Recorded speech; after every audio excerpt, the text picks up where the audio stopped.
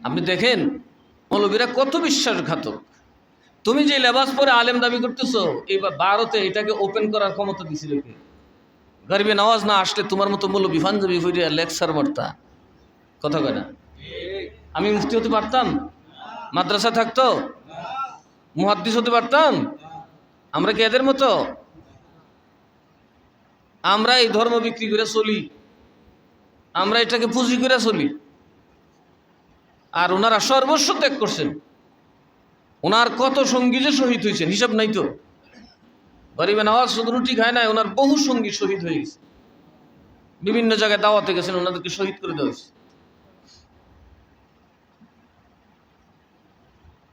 এখন 2 টাকার ডিম খাই এই যেটা করে পারে তো দেশ জ্বালাই দিত চায়। আর যদি শহীদ হইতো তাহলে তো আরো কিছু করে ফেলতো। গরিবে নওয়াজ কারো উপর প্রতিশোধ নিছে? নেন নাই তুমি। কিন্তু তার ভিতরে কেন জানি আল্লাহ কি মানে জজবা দিছিল। মুহাম্মদ ঘুরির কত হইল, কোনো না কোনো ভাবে ভারত আমি জয় করবই, মুসলমানের দরজা কেন উন্মুক্ত করবই। কারণ এর আগে যদি কোনো মুসলমান দরবেশ যাইতো তাকে হত্যা করা হতো, ধর্ম প্রচারক গেলে তাকে জেলে পুরানো হতো। তখন মুহাম্মদ ঘুরি মায়ের খায় খুব আহত হয়েছে। তার জীবনে তো মায়ের খায় নাই। তারাইনের যুদ্ধে এমন মায়ের শেখাইছে। আজমিরেই রাজস্থানের একটা ময়দান আছে তারাইন, জয় কার দ্বারা হয়েছে? মুহাম্মদ ঘুরি তার বাহিনী নিয়ে আসে, সেনা শিবিরে ঘুরতেছে যে আমি ভারত কিভাবে জয় করব। তখন খাবের মধ্যে দেখলেন একজন আল্লাহর ওলি পতাকাটা তার হাতে দিয়ে বলতেছেন, এবার রওনা হও, আমি তোমার অপেক্ষায়, এবার হিন্দুস্তানের বিজয় নিশ্চিত। আপনি দেখেন মৌলবীরা কত বিশ্বাসঘাতক। তুমি যে লেবাস পরে আলেম দাবি করতেছো, এই ভারতে এটাকে ওপেন করার ক্ষমতা দিছিল কে? গরিবে নওয়াজ না আসলে তোমার মতো মৌলবী পাঞ্জাবি হইয়া লেকচার মারতা। কথা কয় না? আমি মুফতি হতে পারতাম? মাদ্রাসা থাকতো? মুহাদ্দিস হতে পারতাম? আমরা কি এদের মতো? আমরা এই ধর্ম বিক্রি করে চলি, আমরা এটাকে পুঁজি করে চলি। আর ওনারা সর্বস্ব ত্যাগ করছেন। ওনার কত সঙ্গী যে শহীদ হয়েছেন হিসাব নাই তো। গরিবে নওয়াজ শুধু রুটি খায় নাই, ওনার বহু সঙ্গী শহীদ হয়ে গেছে। বিভিন্ন জায়গায় দাওয়াতে গেছেন, ওনাদেরকে শহীদ করে দেওয়া হয়েছে।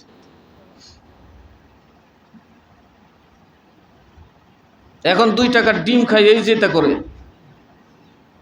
পারে তো দেশ জ্বালাই দিত চায়। আর যদি শহীদ হইতো তাহলে তো আরো কিছু করে ফেলতো। গরিবে নওয়াজ কারো উপর প্রতিশোধ নিছে? নেন নাই তুমি।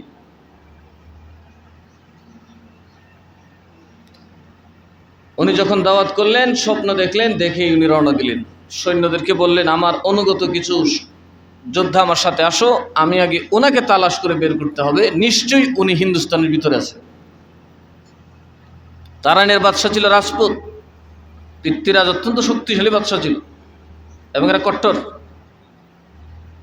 এরা মুসলমানকে মারলে সওয়াব মনে করে। এখনো এদের মধ্যে কট্টর ধারণা আছে।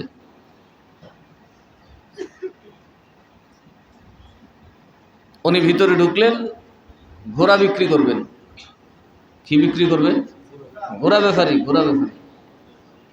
তো রাজাদের তো আবার ঘোড়ার প্রতি একটা আকর্ষণ থাকে, তো ঘোড়া বেচতে বেচতে খালি ঘুরতেছে আর খুঁজে দরবেশ নেই কোনো জায়গায়। তো নামাজের রক্ত হইলে একদম পাহাড়ের পাশে চলে গেলেন, যে নামাজ পড়তে তো হবে। পাহাড়ের পাশে যখন গেলেন, হঠাৎ আজান শুনলেন পাহাড়ের উপরে। আজান শোনার উপরে বললে, কিরে ওপেন আজান তো এখানে দেওয়ার কারোর শক্তি নাই। মানুষজনকে জিজ্ঞেস করলেন, মানুষ বললেন নতুন একজন দরবেশ আসছে, উনি আজান দেয়, নামাজ পড়ে। উনি যায় নামাজ পড়লেন, মাগরিবের নামাজে শরীক করলেন। যখন গরিবে নওয়াজ সালাম ফিরাইয়া মুক্তাদির দিকে বসলেন, মুহাম্মদ ঘুরি বললেন, উনি তো তিনি।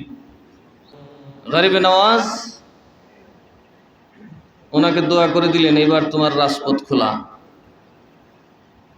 অনেক বড় কথা, কত ত্যাগ, কত কষ্ট ওনারা করেছেন। আর আজকে বাংলাদেশে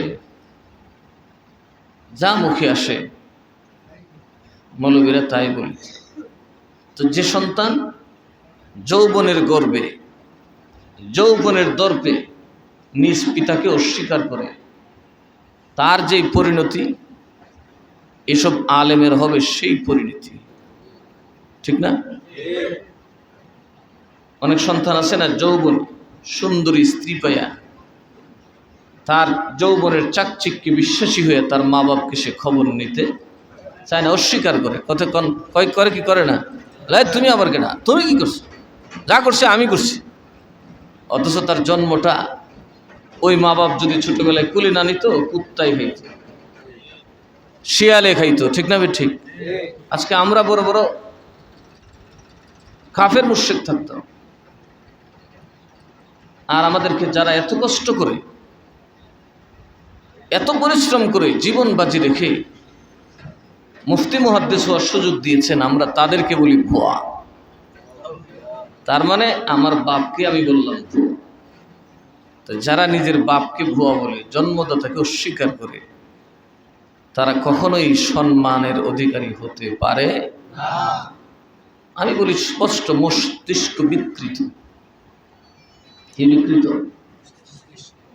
আইডি কার্ডে নাম রাখে, বাপের অস্বীকার করে। একই, তোর বাপের অস্বীকার করলে আইডি কার্ড থেকে নাম বদলা, তোর বাপের বাড়ির থেকে বাইর না। সিলসিলা আমার ঠিক আছে, এই যে চরমুনার সিলসিলা, এই আমাদের এখানে আসে যে বরুণার সিলসিলা, সব তো সৃষ্টিয়া তরিকার, সব এরা খাজা করিবে নওয়াজের। হ্যাঁ, গোটা দেওবন্দ হচ্ছে হাজি এমদাদুল্লাহ মুহাজির মক্কি রহমাতুল্লাহ আলাইহি হয়ে হযরত খাজা করিবে নওয়াজের সিলসিলা। এরার পীর। এরা বলতেছে কি, ভুয়া শব্দের অর্থ কি? যার কোনো অস্তিত্ব। আস্তাগফিরুল্লাহ। আপনারা যাবেন না, যান নাই তো? কদিন আগে দেখেন আল্লাহ কি করে, মৌলবীরা পুরো নিমক খারাপ। এটার নাম কি? শাহরুখ খান না? লম্বা চুলওয়ালা, লম্বা হাইট।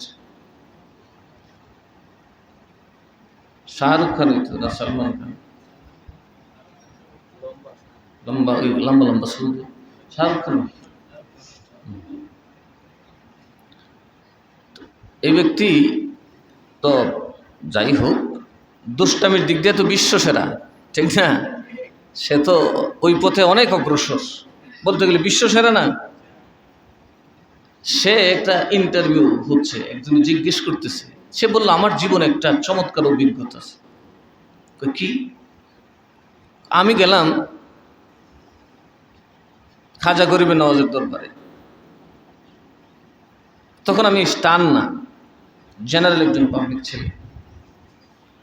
ওখানে যাওয়ার পরে আমার 5,000 টাকা হারাই গেছে। কয় হাজার টাকা? তো বুঝিনি তো, ওই সময়ের 5,000 টাকা অনেক কিছু না। সে হন্যে হয়ে খুঁজতেছে। রাস্তার কাছে এক লোক ভিখারির মতো, ফকির, সে আমাকে ডাক দিয়ে বলি, 5,000 খো গয়া? তোমার কি 5,000 গেছে গা? তাহলে তার জমিলাম, কিরি আমার 5,000 গেছে, এই পাগলা জানে কেন? তখন আমার কাছে এটা খুব অবিশ্বাস্য মনে হল। তখন আবার এই কথা বলছে, তাহলে এলো 5,000 करोड़ भी मिल जाएगा। কত মিল जाएगा? 5,000 करोड़ भी मिल सकते না, 500 करोड़ জানে। ওদিন একটা ওই কি সংবাদ পত্রিকার মধ্যে দেখলাম, তখন সে বলতেছে ওই লোকের কথাটা যদি আমি বিশ্বাস করি না ওরকম বলতে পারে, কিন্তু এটা বাস্তব। উনি যা বলেছেন তাই আমার লাইফ হয়েছে। উনি যা বলেছেন, উনি যার মালিক হবেন বলছিলেন, আমি তার মালিক হয়েছি। আমি মনে করি আমার জীবনে সবচেয়ে আশ্চর্য এটাই যে এই লোকে বললো আর আমি বাস্তবে প্রমাণ পেয়ে গেলাম। কার সাথে কথা বলে, কার সাথে কথা বলে? তাহলে কি এরা লেখাপড়া করছে? করে নাই। এরা যে আউলিয়ার দুশমন, ইহুদির এজেন্ট, এতে কোনো সন্দেহ নাই। এগুলো ওহাবি টোহাবি না, ওহাবি তো মুসলমানের ভিতরে। এরা সরাসরি কি ইহুদির দালাল, ইহুদি লেবাস পড়েছে। কারণ কোরআনে ইহুদিদেরকে গালি দিছে, এটা তো এদের সয় না, এই জন্য এরা এটাই না আমাদের উপরে ফেলায়। ঠিক না বেঠি? আপনি কাকে অস্বীকার করেন? আজ পর্যন্ত হিন্দুস্তানের কোনো বাদশাহ ওনাকে অস্বীকার করতে পারে নাই, পারে নাই তো। সম্রাট আকবরের মতো ব্যক্তি নিঃসন্তান, বেশ কটা বিয়ে করেছেন, শেষে পণ্ডিতরা তারা পরামর্শ দিচ্ছে কাজ করেন, হিন্দুদের বাচ্চা হয় বেশি, আপনি একজন হিন্দু মহিলা বিয়ে করেন। শেষে যোধাবাইকে বিয়ে করছে। এরপরে হয় না,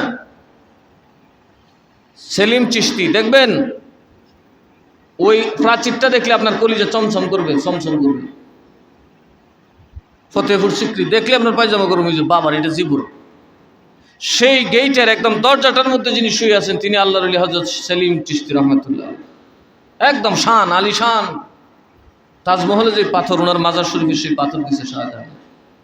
এটা বেকুল আছে কি কন? বাদশারা কি বেকুফ থাকে? আর মৌলবীর হইল বেকুফ। তখন মানুষের গুলো খাই আকল গেছে কেন নষ্ট।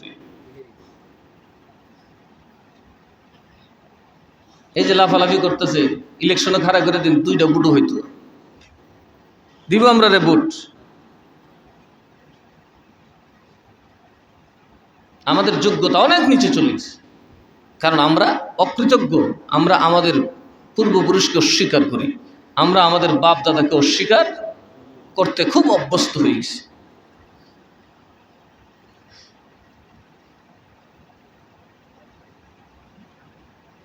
এই বাদশাহ আকবর যখন ফেলিউর, একদম ফেল, সেলিম চিশতির কাছে গেলেন, হুজুর আমি যদি মরে যাই মুসলমানদের অবস্থা কিন্তু ভালো থাকবে না, একটু দোয়া কি করা যাবে আমার জন্যে?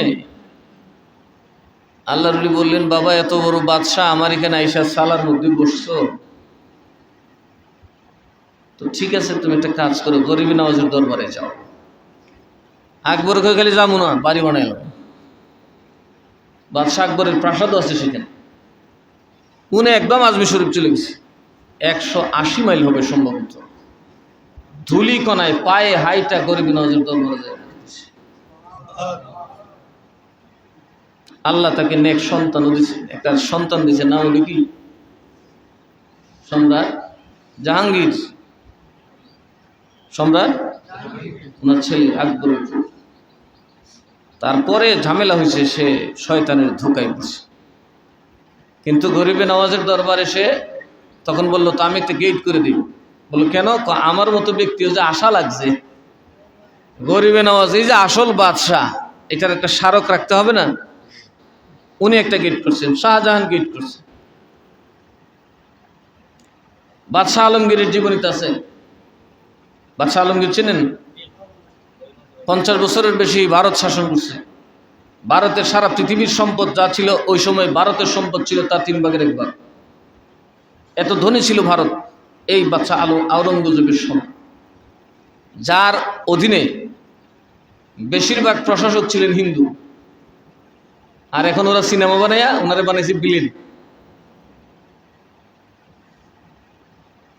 ওনার মাজার ভাঙতে যায়, কবর ভাঙতে যায়, সব দিক থেকে আসলে ইতিহাস বিকৃত করা চলতেছে। ওরাও ইতিহাস বিকৃত করতেছে, আমাদের পণ্ডিতরাও কি করতেছে? ইতিহাস। ওরা শত্রুর, অর্থাৎ আওরঙ্গজেব মুসলমানের ইজ্জতকে ঢাকতে চায় বা তাদের গায়ে কালেমা লেপন করতে চায়, আর আমাদের মূর্খরা সরাসরি আমাদের বুজুর্গদের উপরে কালেমা লাগাই দিচ্ছে। তাহলে বোঝা যায় এরা এদেরই চল, আমাদের বেশে আমাদের মধ্যে বিচরণ করতেছে। আজকে আওরঙ্গজেবের কবর ভাঙার জন্য উঠা করে লাগছে হিন্দু উগ্রবাদীরা ভারতের, আর আমাদের দেশের উগ্রবাদীরা মাজার ভাঙাত লাগছে। তাইলে বোঝা যায় সকল উগ্রবাদী হইল ভালোর দুশ্মন। কিসের শত্রু? সে হিন্দু উগ্রবাদী হোক, মুসলমান উগ্রবাদী হোক, ইহুদি উগ্রবাদী হোক, সবসময় উগ্রবাদীরা মানবতার সবচেয়ে বড় শত্রু।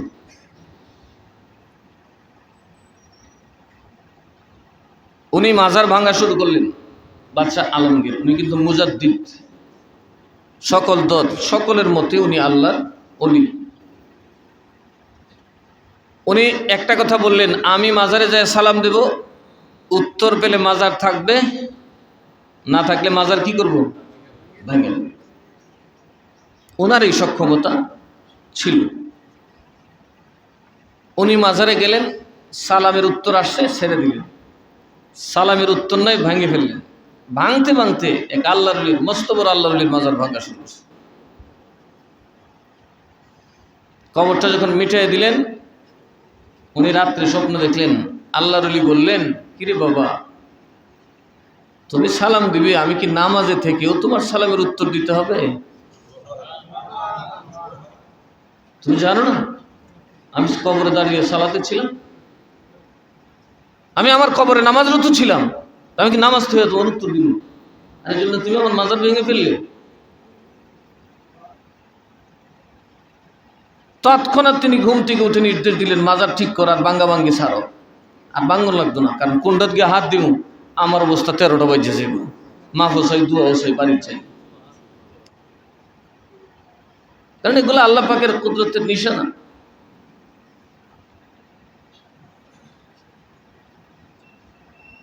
আসলে আমাদের দুঃখ।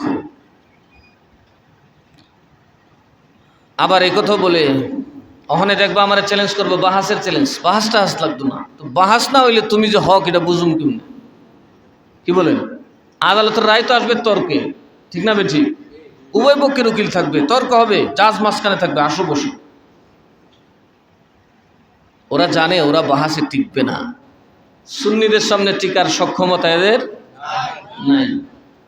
যদি এরা ইলম দিয়ে টিকার সক্ষমতা থাকতো, বহু আগে ওরাই চ্যালেঞ্জ করতো যে আসেন আমরা বসি।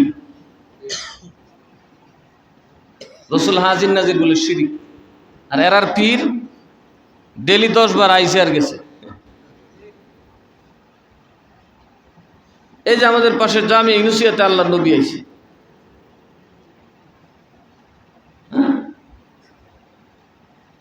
ওদের কিতাবের মধ্যে লেখা, তো বাংলা বইয়ের মধ্যে লেখা, যে ফখরে বাঙ্গাল স্বপ্নে দেখছে আল্লাহ রসুল জামে ইউনুসিয়াত আসছে, আকাশ দিয়ে উড়ে যাইতেছেন সাহাবীদের নিয়ে। এখানে এসে বসে বিশ্রাম নিছে সিঁড়ির মধ্যে বসে। উনি দৌড়ায় গিয়ে গন্ধ সঙ্গে করলেন, এই এখানে কেউ পা দিও না, এনে রসুল আসছেন, বসছেন। এখনো পা দেয় না, এটা ওয়াল দিয়ে আলাদা করে রাখছে। তো গাঁজা খেয়ে আমরা খাই না, এরা খায়।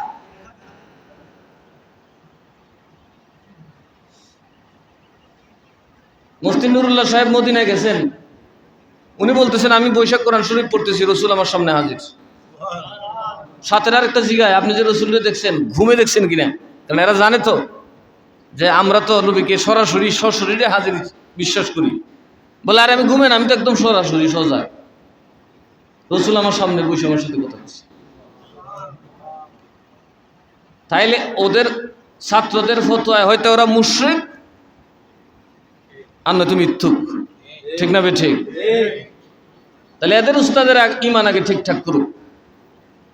এরকম হাজারো দলিল আহলে সুন্নাতের কাছে আছে। দারুল উলুম দেওবন্দ মাদ্রাসার দাগ নবী দিয়ে গেছে, যে দেখছে কইতেছে নবী আয়া লাঠি দাগ দিছে, সকালে গিয়ে দাগ পাইছি। যেটা সুপটা এটা ওইটা না, দাগ তো নবী আয়া দেওয়ার লাগে না, ফুসাইছে দাগ। ওম দাগ আবার ফুসা কেমনে? লাঠি ছাড়া দাগ ফুসে? কথা কো নাকি? দাগ কি ফুসান যায়? দেখি সোয়াবের মতো দাগ তো লাঠি নিয়ে আয়া দাগ দিলে না দাগ হইতো। এখন এদের মধ্যে দুই ফেরকা, একটা করে আয়াই দাগ দিছে, আর একটা করে দাগ ফুসাইছে।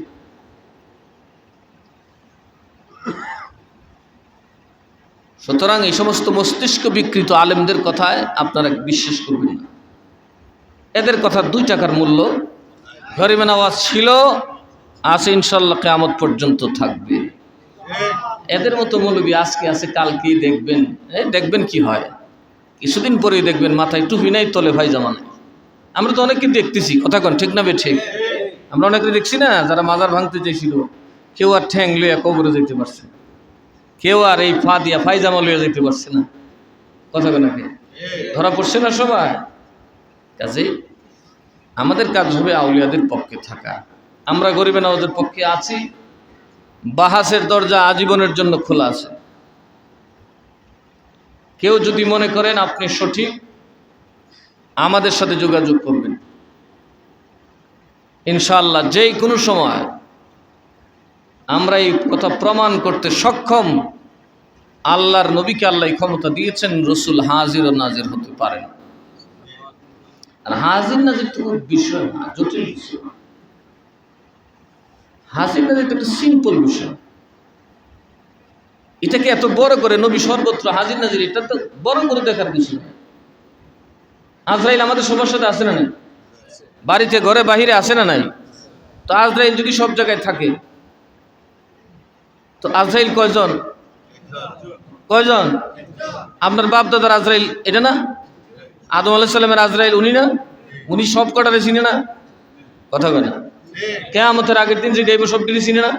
সবটির সাথে আছে না? সব জিনিস দেখতেছে না? সব কটার ফিসে দাঁড়তেছে। দেখেন আজরাইলের ক্ষমতা দিছে কে? তো আজরাইলের ক্ষমতা আছে। তো রসুলের জন্য এটা খুব শানের ব্যাপার তো না, সিম্পল। আজরাইল যদি আদম থেকে নিয়ে কিয়ামতের দিন পর্যন্ত শেষ মানুষের সাথে থাকে, তার খবর জানে, এবং ইবলিস সে প্রতিটা মানুষের আমলের খবর জানে, কোনটা বেহেশতে যাবে কোনটা দুজকে যাবে সব কিছু। কেমনে কয় যে মরার সময় কোনটা আমার মন্ত্র লইছে কোনটা লইছে না, এটা তোরা না জানলে আমি জানি। সবের আমল জানি, কারণ সবের আমল তো আমার হাতেই। কারণ কারে কি দিয়ে আমি বশ করছি সব তো আমার মুরিদ, কে হইছে না হইছে সব জানি। কারণ শয়তান প্রত্যেকের কাছে আছে না নাই? ক্ষমতা দিয়েছে কে? তারা কিয়ামত পর্যন্ত সে আছে না নাই? ক্ষমতা দিয়েছেন কে? আল্লাহ। তো এটা শিরিক হয় না? না,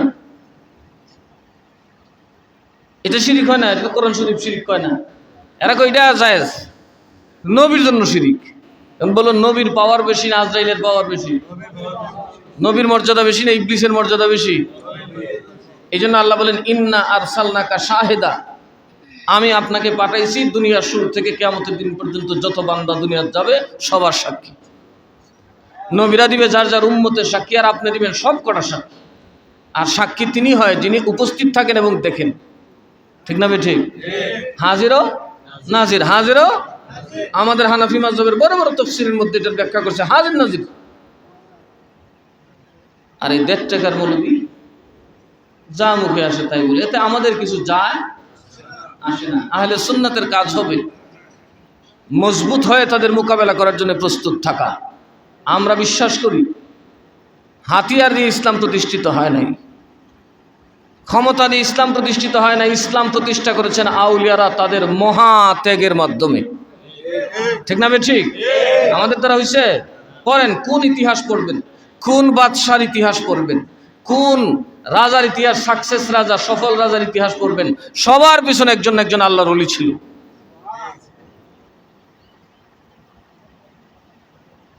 আর এই মৌলবী ২ টাকা দিলে দোয়া লম্বা, ১ টাকা দিলে বাইটটা। সে গরিবে নওয়াজের মতো ব্যক্তিকে কি বলে? এর মানে হলো গোটা হিন্দুস্তানের কোটি কোটি মানুষের ইমানকে ভুয়া বলা। কথা ঠিক না? ঠিক। এর পক্ষে কয়জন আছে আর গরিবে নওয়াজের পক্ষে কয়জন আছে? গরিবে নওয়াজ কি ৪টি খানি কথা বল? আজকে হিন্দুস্তানের বুকে ঘুমিয়ে আছেন উনি, সেখানে উনি শ্রেষ্ঠত্ব দেখাইতেছেন। যান, এমন কোন ধর্মের মানুষ নাই যারা সেখানে যায় না। যায় দেখেন, আপনি মৌলবীর কাছে কেউ যাবে না। আর ওখানে এমন কোন ধর্মের মানুষ নাই যারা যায় না। কিন্তু যায় কি করে? ওদের ধর্ম না, মাথায় একটা রুমাল বাঁধে, হাত মুখ ধোয়, খুব আদবের সাথে যায়। খাদিমের খামার লেগে একটু দোয়া করে দাও। আর আপনার মতো মৌলবী ভালো মুসলমানই তো আপনারা দেখতে পারেন না। সুতরাং এরা আসলে ষড়যন্ত্রকারী, এরা আমাদের সনদ, এরা আমাদের আকীদা বিশ্বাসকে ধ্বংস করার জন্য মাঠে নামছে। আহলে সুন্নাত ওয়াল জামাত নবী গায়েব না জানলে জানে কে? বলেন, কবরের আযাব গায়েব না? আমরা কে দিছে? কথা কয়, কবরের আযাব আমরা কে দেখছি? নবী দেখছেন কিনা? ক্ষমতা দিচ্ছেন কে? বেহেশত নবী দেখছেন কিনা? আজরাইল দেখছেন কিনা? ক্ষমতা দিছে কে? ও দৃশ্য দেখার ক্ষমতা আল্লাহ নবীরে দিলে তোমার চুলকায় কেন? কি বলেন? আমরা সুন্নিরা কি বলি? আল্লাহ গায়েবের মালিক, এই আয়াত সঠিক? কিন্তু প্র্যাকটিক্যাল বলতেছে নবীও জানে, নবীও। তাইলে ওইটা কি করতে হবে? ওইটাও তো মানতে হবে নাকি? তাইলে আমরা বলছি একটা হচ্ছে জাতি আর একটা আতাই। আল্লাহ যেটা জানেন সেটা হচ্ছে জাতিসত্তা, ওনাকে কেউ জানানোর দরকার। আর নবীকে আল্লাহ তাআলা জানান, নবীকে আল্লাহ তাআলা জানান। নবী শব্দের অর্থই হলো দৃশ্যের খবর দেনেওয়ালা। কিসের খবর দেনেওয়ালা? বলুন তো, লা ইলাহা ইল্লাল্লাহ এর কোনো প্রমাণ আপনাদের কাছে আছে? আল্লাহ ছাড়া মাবুদ নাই, কোনো কিছু দিয়ে প্রমাণ করতে পারবেন? আপনারা দেখছেন সাক্ষী যে দিতেছেন, আশহাদু আন লা ইলাহা, সাক্ষী দিতেছি কিনা? তো এই যে সাক্ষীটা আমরা দিচ্ছি এর কোনো এভিডেন্স আছে? বলুন, আশহাদু আন লা ইলাহা, আমি সাক্ষ্য দিচ্ছি আল্লাহ ছাড়া কোনো মাবুদ। কদ্দুর দেখছেন? আসমানে যদি থাইকা থাকে কোনো খোদা, আর উপরে যদি থাইকা থাকে আপনি তো 10 হাত পানি নিচে বলতে পারেন না কি আছে? কথা কয় না? এখনো তো বিজ্ঞানীরা বলতে পারে না অ্যান্টার্কটিকায় কি আছে, কি ঘটে, ওখানকার প্রাণী কিভাবে চলে, কিচ্ছু বলতে পারে না। এখনো তো বিজ্ঞানী বলতে পারে না সাগরের তলদেশে কি আছে, জানে না। এখন ওরা মাটির নিচে কি আছে বলতে পারে না, কিছুই বলতে পারে না। বিজ্ঞানীরা কিছুই জানে না। সেখানে আপনি কিভাবে কিছু যাচাই না করে বললেন লা ইলাহা ইল্লাল্লাহ, আমি সাক্ষ্য দিচ্ছি আল্লাহ ছাড়া কোনো মাবুদ নেই? বলেন, আল্লাহ কি কেউ দেখছেন? আপনার বাপ দাদার কেউ দেখছে? তো আল্লাহকে মানলেন যে?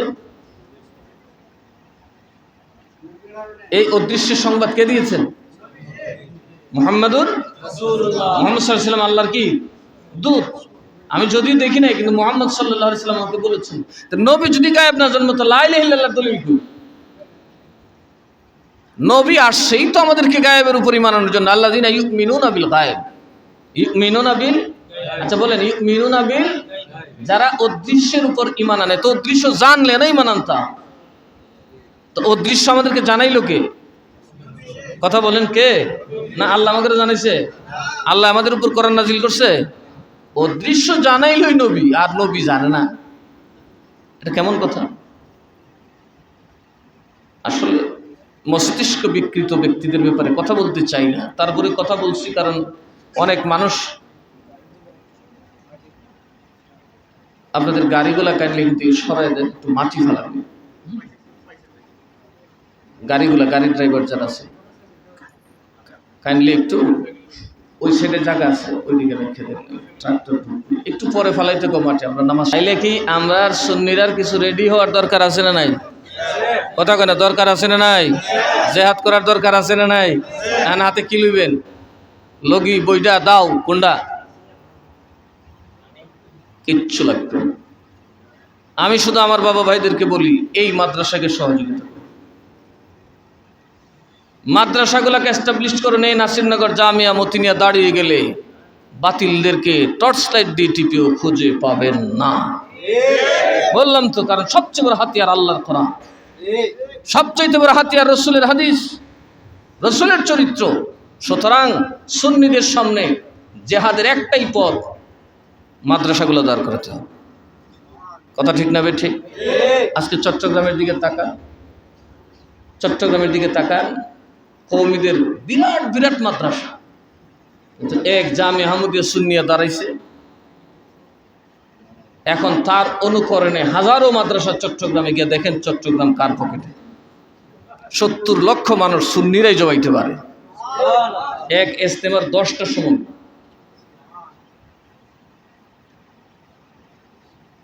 তাইলে বুঝুন এই দেশের মানুষ কার হাতে?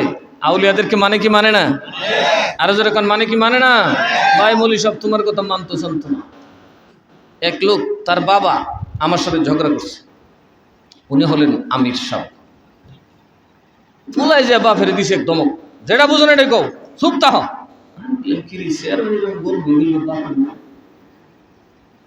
আমি পরে যে গেলাম কি ব্যাপার, আরে কি কোন আব্বা কি বুঝে গেছে কোনোদিন শাহজাহান বুঝতো? তো আপনি গেছেন? হ গেছি তো, গেছি নি, খালি আমি কামও হয়েছি। আমার এই কাইন আঙ্গুলের মধ্যে একটা ব্যথা উঠছে, এত ব্যথা যে আমি তীব্র যন্ত্রণায় বাথরুমে যাওয়া লাগতো, পেশাবে দূরে। আমি একদিন আমার এক বন্ধু কইল, আমি গেলাম শাহজালালের দরকার, যে আমার আঙ্গুলটা যদি ভালো হয় আমি বিশ্বাস করুন যে আল্লাহর ওলির আসলেই সঠিক। হুজুর আল্লাহর কসম করে কই, আমি আর এই আঙ্গুলে কোনো যন্ত্রণা পাই নাই। সে মারা গেছে, বেগুনের মুসা নিচ্ছেন। এই জন্য সে আমার সাথে খুব ক্লোজ থাকতো। আমি অলি ছিলি, আমি আউলিয়া ছাড়তাম না। আমি এরপর থেকে প্রতি বছর মাজারে যাই। এদের হিংসাটা কি জানেন? ওরা এত বড় বড় মাদ্রাসা খুলছে, কেউ মাগনা একটা কুত্তাও দেয় না। আর আউলিয়ার মাজারে এত গরু, এত ছাগল, হায় হায়। কথা কয় না কে? এদের ধারণা যে আউলিয়াদের মাজার ভেঙে দিলি গরু ছাগল সব আমাদেরকে দিয়ে দিবে, কারণ আমরা তো খুঁজা চামড়াটাও পাই না। কথা কয় না কে? এই মৌলবীরা দেখবেন চামড়া খুঁজতেছে ভিক্ষুকের মতো মানুষের ঘরে ঘরে। আর আউলিয়ারা রওজা ঘুমাই রইছে, যায় দেখেন মানুষ ছাগল বকরি নিয়ে যাইতেছে। আচ্ছা, এরা কি বেকুফ? যারা বকরি ছাগল নিয়ে যারা বেকুফ, আপনি চেয়ারম্যান সব গিয়ে বেড়ে কোনছেন আমার একটা ছাগল খাওয়া, হয়ে যাও ছাগল খাওয়াচ্ছে, 2 টন মাল দাও তাহলে খাও। কথা কয় না কে? বাঙালি কি মাগনা কারো কিছু দেয়? এই বাঙালি গরু ছাগল নিয়ে কেমনি যায়? সুতরাং আউলিয়াদের দরবারে গেলে রহমত হয়, আউলিয়াদের দরবারে গেলে নিয়ামত হয়। আমরা গরু ছাগল নিয়ে কি করি? পূজা করি, জবাই করি, ঠিক না? মানুষকে খাওয়ায়। আর নবীজি বলেছেন ইসলামের সর্বোত্তম কাজ হলো মানুষকে খাওয়ানো। কাকে খাওয়ানো? জেফত। জেফত আল্লাহ নবীর খুব পছন্দের কাজ, আল্লাহর খুব পছন্দের কাজ। বর বিশ্ব পয়সে আল্লাহ যদি আমার পয়সা দিতাম, সারা দেশে মানুষের খাওয়াইতাম। কারণ খাওয়ানো তো আল্লাহ এত খুশি হয়, আল্লাহর বান্দারে খাওয়াইলে আল্লাহ এত খুশি হয়। বুখারীতে আছে না, পিপাসার্ত কুকুরের বাচ্চাকে পানি খাওয়াইছে একজন বেবিচারী, একজন কবিরা গুনাহগার মহিলা জান্নাতি হয়ে গেছে। শুধু কুত্তাটাকে যে পানি খাওয়ায় খুশি খুশি, একজন গুনাহগার বেবিচারী নারী জান্নাতি হয়ে গেছে। তার মনে দয়া হয়েছে যে সে ক্ষুধার্ত। সুতরাং আউলিয়াদের দরবারে বহু মেহমান থাকে, থাকে কি থাকে না? তাদেরকে মানুষ খাওয়ায়। দেখেন গেলে তবরক কিন্তু ফ্রি দেয়, দেয় কি দেয় না? ভাই একটু তবরক খান, খান, আপনারা দেন, ফ্রি বিলায়। যেটা বাপ ডাকলো বাড়িতে বিলাইব না। এই জিয়াফত আল্লাহর তরফ থেকে। কার তরফ থেকে? আল্লাহ তাআলা নিজেই আউলিয়াদের দরবারের এই জিয়াফত খুলে দিয়েছে। এই জন্য আপনার যে মকসদ পৃথিবীর কোথাও কবুল হয় না, আপনি যখন বলেন আল্লাহ যদি আমার একটা পোলা দাও, তা আমি শাহজালালের দরবারে যাব, আছে না? আমি যাই একটা ছাগল দিয়ে সিন্নি করুন, ফট করে কাজ হয়ে গেছে। যান আপনি শাহজালালের দরবারে, প্রত্যেকটা মানুষকে জিজ্ঞেস করবেন, একটা মানুষও মানত পুরা হওয়ার আগে যায় না, বাধ্য হয়ে গেছে ছাগল বকরি। তুমি মৌলবী তো কুত্তাও জানা তোমার টাকা। আসল মূল কথা হইল এরা চাইছিল সব এদেরকে দিত, এদেরকে কেউ গরু ছাগল দেয় না। আসলে আফসোস, এরা কি গরু হইবে? গরুর সামরাও মানুষ এখন দিতে চায় না। তুমি মিয়া চামড়া টুকাও, আর গরিবে নওয়াজের দরবারে কি পরিমাণ যে যাইতেছে আপনি যদি যান, আশ্চর্য গর্বের ব্যাপার। হিন্দুস্তানের মতো জমিনে লক্ষ লক্ষ মানুষ জিয়ারত করতেছে, একটা সাগর তো, মানুষের একটা ঢেউ সেখানে খেলতেছে। এবং হিন্দুস্তানের হিন্দুরা এখানে গেলে বদলায় যে না, মুসলমানের পাওয়া সঠিক, মুসলমানের পাওয়া সঠিক। যে এত মানুষ এখানে আসে, এটা কি সম্ভব? কি বলেন, আসবে এত মানুষ? এক বেটায় কাবা ঘর বানাইছে, আল্লাহর ঘরে মানুষ যায়, সুতরাং আমি একটা ঘর বানাবো। কাবা ঘরের আদলে স্বর্ণ দিয়ে হীরা মুক্তা দিয়ে বানাইছে, যে বানাইছে পায়খানা করে। কি করে আসছে? পায়খানা করে দিছে। তোর কাবা ঘরে পায়খানা করলাম। আর পাথরের মক্কার কাবা ঘরে মাঝে সুমায় যাতে, এটা ভালোবাসা কার তরফ থেকে আসে? হ্যাঁ, তো তোমার কবরে তুমি মুক্ত যেত না কেউ। আর গরিবে নওয়াজের দরবারে তুমি সিরিয়াল পাবে না। তোমার মতো মৌলবী না, হাজারো ধনী বড় বড় ক্ষমতাধর রাষ্ট্রপতি যায় দেখো বসে রয়েছে। এগুলা এগুলা আসলে নিঃসন্দেহে আমার মনে হয় খোঁজ খবর নিলে দেখবেন লয়ার ক্লাসের মানুষ। এরা দেখবেন নিশ্চয়ই নিজের পরিবারের সাথেও খুব ভালো ব্যবহার করে অভ্যস্ত নয়। আল্লাহ যেন তাদের হাত থেকে জাতিকে রক্ষা করেন। আর এই জন্য এই বাগদাদি কাফেলা, আপনারা যারা আছেন আপনাদেরকে এই মাদ্রাসা এস্টাবলিশ করতে হবে, এটাকে দাঁড় করাতে হবে। কোরআন সুন্নাহ যেখানে থাকবে, আলু থাকলে যেমন চুর ছেসর লুচ্চা বদমাশ আসে না, কোরআন সুন্নাহর সঠিক ইলম যেখানে থাকবে সেখানে বাতিলপন্থী প্রবেশ করতে পারবে না। ঝগড়া করতে হবে না, মারামারি করতে হবে ইনশাআল্লাহ। আল্লাহ তাআলা আমাদেরকে কবুল করুন। ইয়া নবী সালাম, या रसूल सलाम अलैका या हबीब सलाम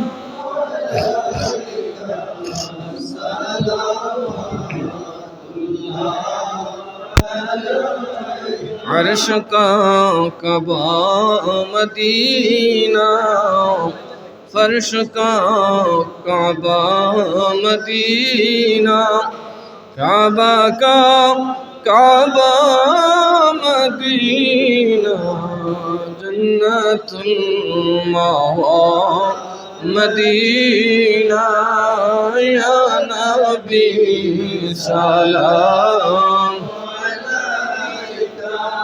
या रसूल सलाम अलैका या हबीब सलाम सलावतुल्लाह